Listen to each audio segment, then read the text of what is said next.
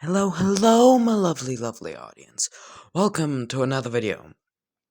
Welcome to What If Deku Was a Ghostrunner. I don't really have that much to say, so let's just get on with the what if. In this what if, Deku would be born quirkless, and Bakugo would bully him. Except in this what if, Bakugo would have a sister, a twin sister, by the name of Katsumi. So it's Katsuki and Katsumi. Haha, yes. And it would be blindly apparent to literally everyone in that school that Katsumi has an absolutely colossal crush on Deku. It would be horrifically apparent, so apparent that there are like entire groups of kids trying to get them together. And there are 4 people in that school, yes, only 4, who do not realize. This being Bakugo and his bullies, and Deku himself. Like, these 4 people are the only people who do not realize this. Fuck, even the teachers are shipping it. But yes. And, well, one day... Okay, so Katsumi's quirk is, well, you know how Bakugo's mom has soap skin and how Bakugo's father has lighter powers? Combine the two and, well, you get explosions and or fire. Yeah, well, in this case, the quirk would manifest as Katsumi able to produce large amounts of, fire. She can make fireballs with her quirk. Not that way. No, get your brain out of the gutter. I mean D&D fireballs, not the kind of balls she wants. Oh my goodness, that joke. Oh, fuck that joke. She isn't that, not Deku's green beans. Okay, I'll be serious. Oh my goodness. That was such a perverted joke. Why did I do that? Okay. Yeah. Okay. Concentrating. Serious. So, in this what if, Bakugo would have brought Deku up to the roof of the building to pick on him. And while he would be pushing him, his bullies would be doing so as well, just messing with him. Deku's backing up. And, well, he would eventually hit the fence. The fence that's there to prevent people from offing themselves, if accidentally or on purpose. Now Deku's pressed against the, net fence. Those fences? Yeah. As this is when Deku would grow a bit of a backbone. Him snapping a bit at Bakugo, yelling at him about how they used to be friends and how Bakugo's such an ass now. This would piss off Bakugo, his quirk getting the better of him, and his proneness to anger. You know how Bakugo's quirk tends to go off when he gets angry? Well, he is very angry. Plus the fact that he wants to give Deku a bit of a small explosion as a don't fuck with me, but it comes out as a big-ass explosion. One so big that it blasts a hole through the fence, knocking Deku out of it, also blowing off Deku's arm. Bakugo would run up to the fence, looking down, seeing Deku land right in front of a short man with weird glasses and a bald head, who's wearing a quirk doctor's uniform. His name tag says Dr. Garaki, but Bakugo can't see that from where he is. The weird-looking man would look up before saying, "I always believed in you. Thank you." He would say that in a German accent. Bakugo would just look up instinctively. he, as like, he would look back down to see the old man and picking up Deku's body and like conga dancing away. Just da da da da da da.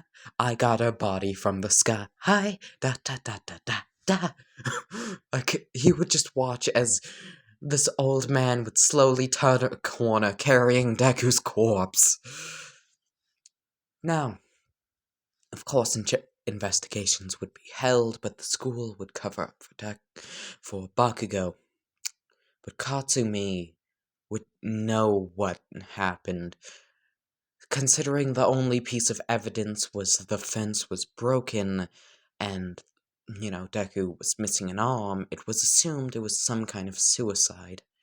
But, Katsumi notices the burn marks on Deku's hand, and also, well, the fence gate, which is also something that the police notice, but it's not quite enough evidence to prosecute Bakugo. But Katsumi just can put two and two together. And she would stop talking to Bakugo. She wouldn't even look at him anymore. Once again, Katsumi had an absolutely colossal crush on Deku in middle school in this What If. Absolutely massive. Now, cut to Dr. Garaki and All For One. Garaki is very excited to know that Deku was quirkless, meaning he can have a few extra quirks than the average person.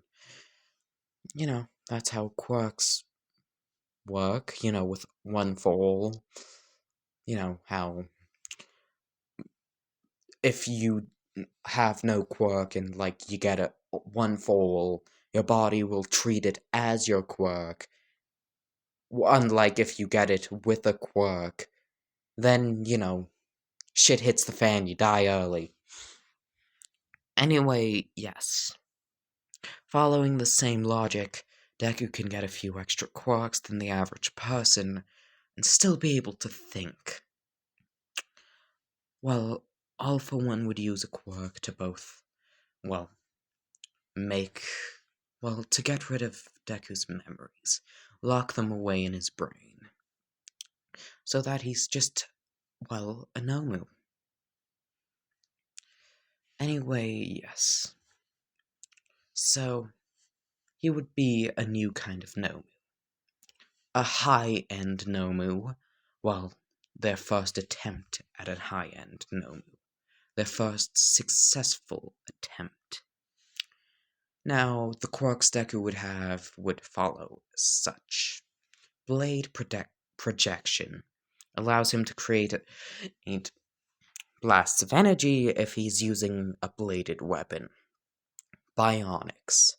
This quirk allows Deku's body to merge with machinery, such as a prosthetic arm, prosthetic leg, and even add prosthetics onto existing limbs.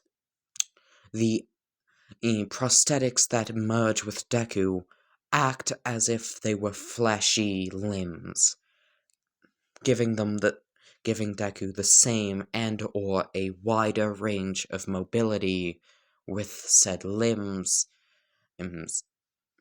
with them also being as hard as steel and, yeah. His next quirk would be Hacker. It does exactly what it sounds like. You can hack into things from long range. Now, the final quirk would be called Speed Boost. Well, no, second to final quirk would be called Speed Boost. Once again, very basic quirk. It makes you go faster upon activation. Now, the final quirk he would be getting would be called Grappling Hook. Once again, it's exactly as it sounds. He can produce an energy grappling hook. Give me a moment. I'm back. Give me a moment. Anyway, so yes.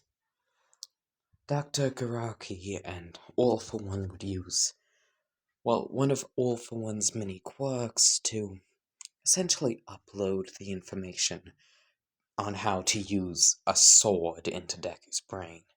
Why not a gun? Simple. Same reason as in the games. Guns are too loud, they cause collateral damage, they can end up hitting, allies in crossfire. Plus, just as an extra added bonus, they're in Japan, which is a country that has some of the most strict gun laws. So if they were in America and could go to your local Tesco to buy a sniper rifle and a silencer, they probably would, but once again, it's Japan. Very difficult to get your hands on guns, and considering they want to make more nomus like Deku, he's just sort of the first one. They want to make more, so thus, it's better to have something more reliably produced than a gun. Had a burp. Yeah. Anyway, so, yes. Deku would be sent on his first mission. Capture Sir Night-Eye. Sir Night-Eye's quirk to see into people's futures is useful, to say the least. So then, Deku would be deployed, and upon him, arriving at the front of this big old looking building where Sir Night-Eye is, you would dash through the door, decapitate the front guard, like the guard that just sort of sits out front and rings the alarm. Yeah, you would decapitate him before he can ring the alarm for backup, and would begin scaling the building. You would encounter an armed SWAT team tasked with protecting Sir Night-Eye, and he would dash into them, slashing their bullets out of mid-air. We cut to two members of the SWAT team. Let's call one Tony and the other Fred. Tony? Yeah, Fred. Do you think we should just, give up? No, why? The guy in the glowing mask thing, he just pulled he just did a Hino Kami Kagura. A what? He just pulled something straight out of fucking anime. Hey, Fred, I think we should give up. You know what? I am. The guard, for Tony, I believe, would drop his gun and say, I have a wife, I have kids, I took this job because I needed money, but I ain't dying. We're fighting a whole ass anime protagonist. He just cut Jeffrey in half. Cut to Deku, who just cut a SWAT team member in half for sidekicking another and decapitating one behind him. Fred would look to Tony before dropping his gun and saying, Yeah, I'm coming with you. And they would just leave the building as Deku was just beating the shit out of their men. Okay, so he would arrive at Sir Night-Eye's, penthouse floor. It's like this classic video game boss room with this giant window and these columns. Sir Night-Eye would throw to the side an anime body pillow. Yes, you heard it here first, folks. An anime body pillow. Before picking up a Japanese katana and saying, Oh ho ho. Instead of running away, you're coming straight to me. He would say, drawing the katana out of the sword. Cut to the security camera guy. The guy on the security cameras who's just has a live stream with his friends on, Discord. Give me a moment. Yeah, he's just on Discord with his friends. And they were watching this entire thing as one of his friends would say, Huh, I didn't know Sir Night-Eye was a weeb. As the night guard, the security camera guy, would say, "Shh, it's starting." As Deku and Sir Night-Eye would look at each other, uh, as Sir Night-Eye would get into a, bent over sword stance, Deku doing the same, before the two of them disappearing and reappearing where the other was standing. So, the clash of their swords in the middle, like, that anime thing where their swords clash as they're moving. Deku would begin moving so fast as that he's running up the walls and somersaulting off them, gaining momentum, slashing again at Sir Night-Eye, Sir Night-Eye dodging, jumping back, and pulling out an Uzi. Him firing the bullets at Deku, Deku blocking the bullets out of midair, cutting them out of midair, sliding, jumping, rolling in air, gaining momentum, slashing down again, Sir Night-Eye barely able to block this time, as the two would go at it.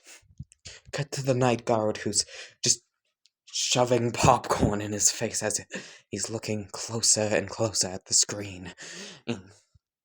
His friends also on their Discord calls. Cut back to Deku and Night-Eye. Deku would jump back, throwing a bunch of, shuriken. Fun fact about Japanese culture. The movie shurikens were actually shurikens made for beginners. They were extremely loud, ineffective at killing people, and were not able to be stored well. They would clang against each other whilst you were running. So, yeah, they were typically dipped in poison, and the reason they were for beginners is because, or even existed at all, is because they were easier to throw, but they couldn't kill that well, so they were typically dipped in poison. Whilst the the shuriken for experts were actually metal sticks. Yes, you heard me. Sharpened metal sticks. They were apparently very difficult to throw, but extremely effective at killing, were quiet, and you could have a lot more than your traditional shuriken. So, yeah, that's a fun fact about Japanese culture. Back to the fight. Sir Night-Eye would cut the shuriken out of the air, one managing to graze his cheek. His body would begin weakening as the paralytic toxin Deku had dipped his shuriken in would take effect. Deku, noticing this, would sprint at Sir Night-Eye, jumping up to gain momentum and striking down. Sir Night-Eye once again barely being able to block. Deku not letting up, slashing and cutting and slashing, going on the full offensive, putting Sir Night-Eye on the pure defense as the toxin would begin making its way through Sir Night-Eye's system. Each block getting slower and slower and slower. Him slowly backing up. We cut to the security, night watchman and his friends as, they are. It's like a bunch of dads watching a football game. They are going crazy, making bets about who they think is gonna win. As Deku would sweep the legs on Sir Night-Eye, ending Sir Night-Eye tumbling to the ground. Sir Night-Eye I needing to roll to the side to dodge Deku's sword. Him getting up with the last bit of his strength. Him charging at Deku. Deku charging at Sir Night-Eye. The two of them bent down and disappeared. I can't believe I'm doing Sir Night-Eye like this, but I love it. The two of them clashing in the middle of where they were. Striking, the two jumping back and getting down into sword stances and disappearing. And Deku and Sir Night-Eye would appear where the other was standing. Deku would strain up his back, spin his sword, and put it in its sheath. As a cut would appear on Sir Night-Eye's shoulder, Sir Night-Eye falling to the ground, now fully paralyzed by the toxin. Like, the security watchman, the night watchman and his friends are just, like, awestruck, their jaws on the ground, as one would say, "Alright, pay up." Like in a Mexican voice. I don't know why I needed to specify Mexican. It just seems funny to me. Alright, pay up. Pay up, muchachos. I don't know why. It's so amusing to me. It is. I'm sorry if any of you are Mexican and are offended by that.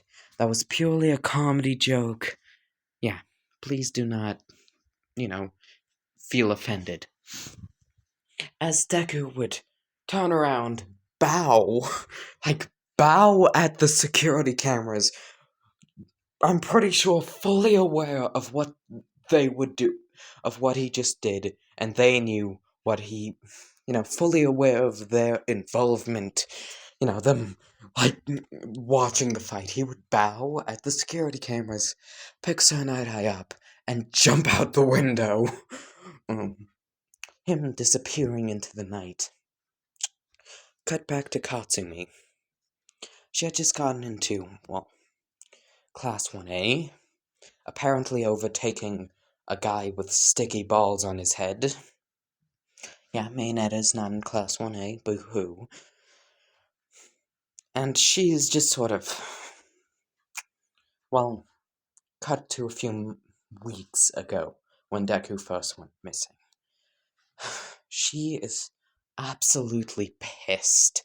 Like, she is on, like, a random roof, not for that reason, just pissed, as she would slam her fist into, the cement wall, screaming afterwards because she just slammed her fist against the concrete wall, like the entry hatch, like the entry doorway. And she would scream in pain as, both at Deku's loss and the whole punching concrete thing so hard it broke her hand. And she would just say,